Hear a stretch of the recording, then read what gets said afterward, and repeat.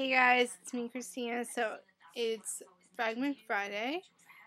Technically, I'm pre-recording this, so yeah. So I'm going to be reading a fragment of Mockingjay by Susan Collins. And if you have not read the first two books, watch one of my other Fragment Fridays.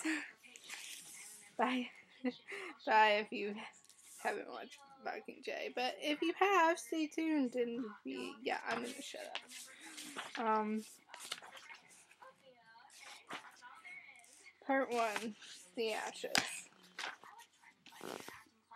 I stared down at my shoes, watching as a fine layer of ash settles on the worn leather. This is where the bed I shared with my sister stood.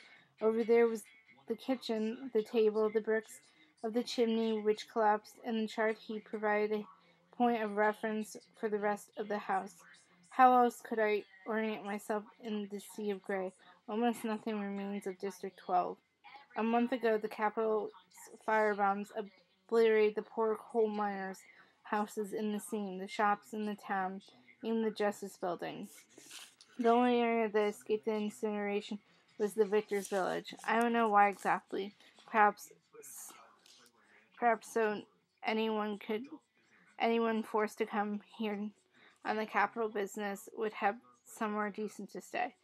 The odd reporter, a committee assessing the condition of coal miners, a squad of peacekeepers checking for returning refugees.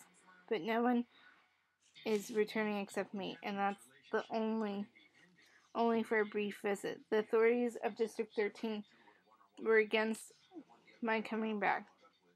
They viewed it as a costly and pointless venture, given that at least a dozen invisible hovercrafts are circling overhead for my protection, and there is no intelligence to be gained. I had to see it, though, so much so that I made it a condition of my cooperating with any of their plans. Finally, Plutarch Heavensby, the head gamekeeper game maker who had organized the revel in the capital, threw up his hands. Let her go. Better to waste a day than a month. Maybe a little tour of 12 is just what she needs to convince her we're on the same side. The same side? A pain stabs on my left temple. I press my hand against it, right on the spot where Joanna Mason hit me with a coil of wire. The memories swirl as I tried to sort out what is true and what is false. The series of events led me standing in the ruins of the city. This is hard, because the effects of the concussion she gave me haven't completely substituted, and thoughts she still had a tendency to jumble together.